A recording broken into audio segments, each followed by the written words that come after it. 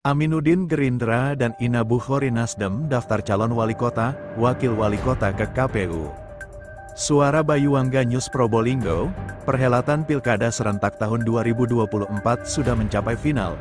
Para pasangan calon wali kota dan wakil wali kota berbondong mendatangi kantor KPU, Komisi Pemilihan Umum, Kota Probolinggo untuk mendaftarkan diri menjadi calon pemimpin daerah. Dr. Aminuddin Ina Bukhori, salah satu paslon yang akan maju dalam kontestasi Pilkada 2024 turut hadir dengan membawa berkas persyaratan. Kedatangannya disambut oleh Ketua KPU dan Ketua Bawaslu Kota Probolinggo.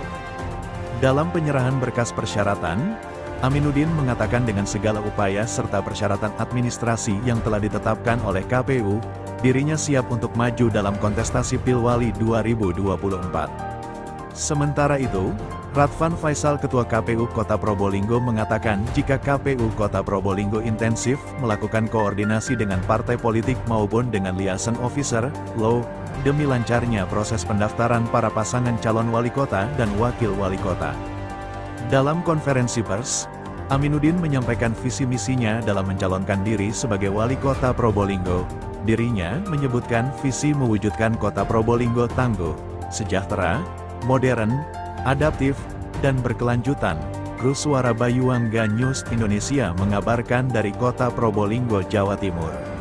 Dengan sangat antusias, sehingga tadi kita agak takut masuk ke ruangan yang serba hitam saat ini. Ya.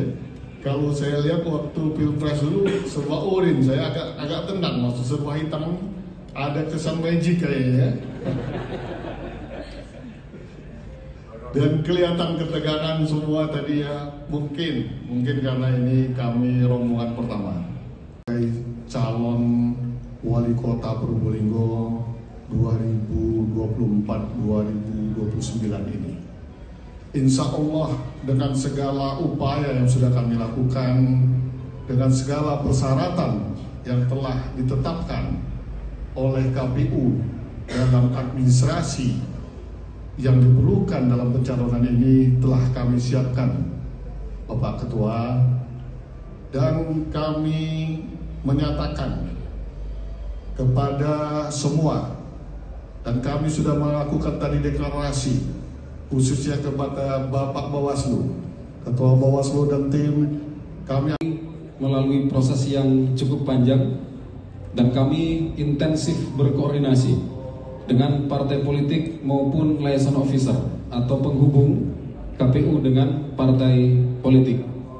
Bahkan sampai kemarin kami tetap intensif berkomunikasi dan berkoordinasi dengan LO semata-mata agar proses penerimaan pendaftaran calon wali kota dan wakil wali kota berjalan dengan lancar.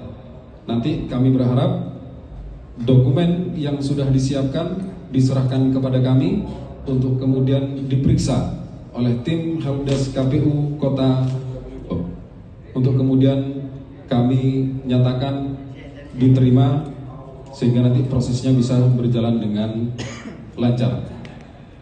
Dan nanti kami mohon selesai kegiatan penerimaan pendaftaran berkenan Bapak Ibu terutama pasangan calon dan pengurus partai politik untuk ke ruang pers conference menyampaikan hal-hal yang berkaitan dengan proses pendaftaran yang KPU Kota Probolinggo lakukan pada proses hari ini.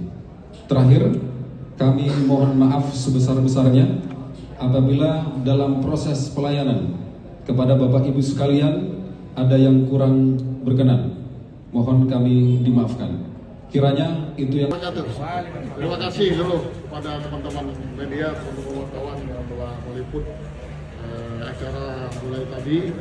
Mudah-mudahan mendapat pahala dan berkah dari Allah SWT. Amin. Mengenai visi dan misi saya dengan Mbak Ina, yaitu visi mewujudkan kota Probolinggo yang tangguh, sejahtera, modern, adaptif, dan berkelanjutan. Nah, ini visi. Kita breakdown menjadi 5 misi. Misi pertama yaitu sumber daya manusia yang unggul dan berdaya saing dengan 5 program prioritas. Peningkatan sumber daya manusia ini yang unggul tentu harus didukung oleh pendidikan yang mumpuni. Untuk itu kami akan memberikan 1.000 beasiswa sampai dengan sarjana kepada masyarakat Probolinggo yang berprestasi. Itu yang pertama. Yang kedua, dalam rangka menghadapi 2025 ke atas, kita tahu bahwa ada namanya bonus demografi. Sehingga usia-usia produktif itu harus, kalau tidak menjadi pegawai, maka harus, atau pekerja, dia harus mandiri. Nah, kita tahu bahwa banyak permasalahan, banyak masih yang belum selesai atau belum tamat SMA. Untuk itu akan kita berikan program gratis kejar paket paket C, pada masyarakat produktif Kota Probolinggo. Yang ketiga, tetap akan melanjutkan program-program seperti pemberian honor guru ngaji dan madin, dan akan kita berikan secara adil, merata. Ya. Yang keempat, dari misi pertama tadi juga melanjutkan program-program kesehatan, khususnya pemberian honor kader posyandu dan peningkatan kapasitas serta kualitas dari kader posyandu dengan melalui sistem real time. Ini dalam rangka mencegah stunting. Jadi dari mulai ibu hamil akan kita berikan semacam gelang yang setiap saat bisa kita tahu nanti keadaan tekanan darahnya, tensinya, sehingga kita tahu bahwa kasus kematian ibu itu kan paling banyak karena hipertensi. Nah, inilah langkah utama untuk mencegah angka kematian ibu di masa yang akan datang. Yang kelima, tentu apa yang sudah dicapai selama ini akan kita lanjutkan berkesinambungan pelayanan kesehatan yang ada di kota ini dan meningkatkan kualitas.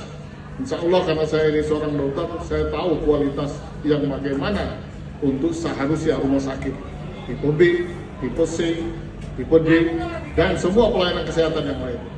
Kemudian, misi kedua, meningkatkan atau menjadikan masyarakat Kota Probolinggo mandiri dan sejahtera. Untuk itu program prioritas kami, pertama adalah karena ini dalam rangka meningkatkan kesejahteraan yang pada umumnya kita tahu sebagian besar masyarakat Kota Probolinggo bergerak dalam bisnis yang masih kecil, UMKM. Maka akan kita berikan izin gratis bagi 1.000 UMKM. Kita tahu permasalahan dari UMKM adalah tidak adanya izin, sehingga mereka tidak bisa membuat yang namanya packing atau nama atau label pada produk mereka, dan ini sangat merugikan UMKM. Maka akan kita berikan izin gratis bagi UMKM 1.000 buah. Kemudian yang kedua, UMKM merupakan dasar utama ekonomi rakyat Probolinggo. Kita akan membangun pergerakan ekonomi rakyat Probolinggo itu dari tempat yang kecil, RT, RW, di mana tempat berdomisilinya UMKM, dan akan kita tingkatkan level UMKM menjadi level pengusaha skala mikro, meningkat. Dengan demikian, maka lapangan kerja di sana akan meningkat, kemudian pendapatan masyarakat di sekitarnya akan meningkat, dan ini tentu akan mempengaruhi kesejahteraan Kota Probolinggo. Yang ketiga, akan kita lakukan transformasi ekonomi inklusif dan berkelanjutan dengan program prioritas. Kita tahu sebagian besar masyarakat kita di selatan masih kurang pembinaan terhadap ternak. Maka kita akan berikan bibit unggul domba berupa domba, bibit domba unggul secara gratis nanti kepada masyarakat yang berminat atau memang peternak domba. Ya. Kemudian yang kedua, kita tahu bahwa pengelolaan yang namanya, termasuk nanti pengelolaan pemanfaatan sampah, akan menghasilkan yang namanya pupuk organik. Dan masalah utama sekarang di daerah selatan pertanian khususnya adalah pupuk. Dan dengan teknologi yang sekarang, maka pupuk kimiawi bisa disubsidi dengan pupuk organik, artinya bisa dicampur dengan persentase yang makin hari makin meningkat. Maka akan kita berikan pupuk organik gratis kepada seluruh petani Kota Probolinggo. Nah, dalam meningkatkan dan memanfaatkan peran dari Kota Probolinggo sebagai penyangga wisata, bahwa kita tahu masalah utamanya kita tidak diampiri oleh wisatawan yang lebih kurang setiap hari loh 2.000 orang ke mendaki Bromo. Tapi berapa yang cuma mampir di Kota Probolinggo? Tidak sampai 10%. Maka kita akan kasih alternatif destinasi wisata di Kota Probolinggo. Aminuddin Ina berkomitmen membuat 100 destinasi wisata baru di Kota Probolinggo. Ya. Hari ini rencananya ada 4 pasangan calon yang mendaftar ini, termasuk dengan bagaimana dengan melihat masa yang lain. Yang pertama, yang kedua, dengan adanya 4 pasangan calon ini akan mempengaruhi nggak dalam perolehan suara tadi? Itu aja. Ya, oke. Terima kasih. Saya selesaikan dulu ya. Ya, satu lagi. Siap. Ya. Nomor 4, menciptakan pemerintahan yang adaptif dan layanan publik yang prima dengan program prioritas, yaitu tata kelola pemanfaatan aset yang adil. Ini masalah yang ada di selatan, bahwa banyak aset kita ini, terutama yang produktif, lahan pertanian, tidak diterima atau tidak tepat sasaran. Artinya masih lagi berlanjut, nanti disewakan lagi. Nah, harus tepat sasaran, jadi pemanfaatan aset secara adil. Tata kelola pemanfaatan aset. Kemudian dari poin keempat ini, misi atau prioritas utama kita yang kedua adalah 100% pelayanan masyarakat melalui digital real time. Nanti ke depan teman-teman media cukup dengan aplikasi untuk melihat kemajuan apapun, peningkatan PAD, kematian, kelahiran, keadaan ibu hamil, pemberantasan kemiskinan, pemberantasan rumah tidak layak huni, apapun bentuknya akan kita buat real time. Jadi keterbukaan yang menjadi kita kedepankan ke depan. Yang kelima terakhir, kita melaksanakan integritas infrastruktur dan konektivitas serta menjaga lingkungan hidup yang berkelanjutan. Untuk itu kita tahu bahwa lingkungan kita ini di 6 aliran anak sungai semua terkontaminasi E. coli, tinja. Maka program kita adalah, kenapa itu terjadi? Karena masih banyak ya di selatan mereka yang buang hajat di sungai. Maka program utama kita adalah open defecation free, bebas jamban sungai, harus dilakukan sebagai kota. Kemudian kota ini harus bersolek, sehingga membedakan masuk kota itu harus jelas. Oh, ini sudah masuk kota, oh ini belum masuk kota. Maka program kita adalah Kota Probolinggo bersolek. Untuk menjaga kesehatan kita tambahkan dengan bebas banjir. Karena banjir di kita ini tidak terlalu sulit, masalah retensi atau masalah endapan saja. Nah, ini kita akan buat program Kota Probolinggo bersolek dan bebas banjir. Dan terakhir, kita akan memanfaatkan energi keterbaruan untuk mengurangi efek rumah kaca. Artinya salah satu yang menjadi program prioritas nanti pemanfaatan pengolahan sampah, mungkin juga, bukan mungkin, kita juga sudah melakukan komunikasi dengan beberapa pihak dan sangat memungkinkan kita akan mengganti yang namanya aliran listrik ini dengan solar matahari di semua kantor pemerintahan. Nanti itu program kita. Jadi energi terbarukan akan kita manfaatkan. Demikian barangkali yang menyangkut visi dan misi. Intinya sebaik mungkin akan memberikan keseriusan. Program ini sudah kita lakukan dari jauh hari. Sudah 5 bulan kita berpasangan. Nah, ini menunjukkan keseriusan. Sementara pasangan lain ada yang baru kemarin. Ya, kita sudah 5 bulan dan sudah melaksanakan program-program nyata. Sunatan massal, pengobatan massal, IUD atau KB gratis, deteksi dini kanker mulut rahim, fogging, sudah ribuan yang kita lakukan di masyarakat. Nah, ini menunjukkan keseriusan. Kami akan tetap serius menjalankan visi dan misi ini, kemudian melakukan karya-karya nyata kepada masyarakat, sehingga nanti apa yang kami lakukan ini bisa digunakan atau bisa bermanfaat bagi masyarakat. Yang lain, ya teman-teman lagi keren-keren. Ternyata setelah kita susuri, mulai dari kelurahan, saya susuri lagi ke RW, kemudian ke RT. banyak sekali kreativitas anak-anak muda yang bisa dimanfaatkan. Salah satunya melukis baju. Ini baju ini menggambarkan kami ingin nanti ikon kota Probolinggo yaitu misalnya karapan sapi buntu, ya. Kemudian tari lengger, kemudian jalan bodak, kemudian daul yang tadi membawa saya itu, ya. Daul itu dari Sukabumi, tempat kelurahan saya, Rabumi namanya, ya. Nah, ini yang perlu kita jadikan ikon. Kalau saya aneh-aneh lah, ya. Kalau saya aneh-aneh yang apa itu ya? Ya itulah ya. Ini juga sepatu. Ya, sepatu ada lagi di Jalan Citarum, ternyata yang pesenannya justru dari luar negeri. Banyak pemesan. Ya, dari Bali, dari wisatawan mancanegara memesan ini pun sama. Ini ada jalan bodak, ya. Ini ada karapan sapi berujul. Ya. Ini daun.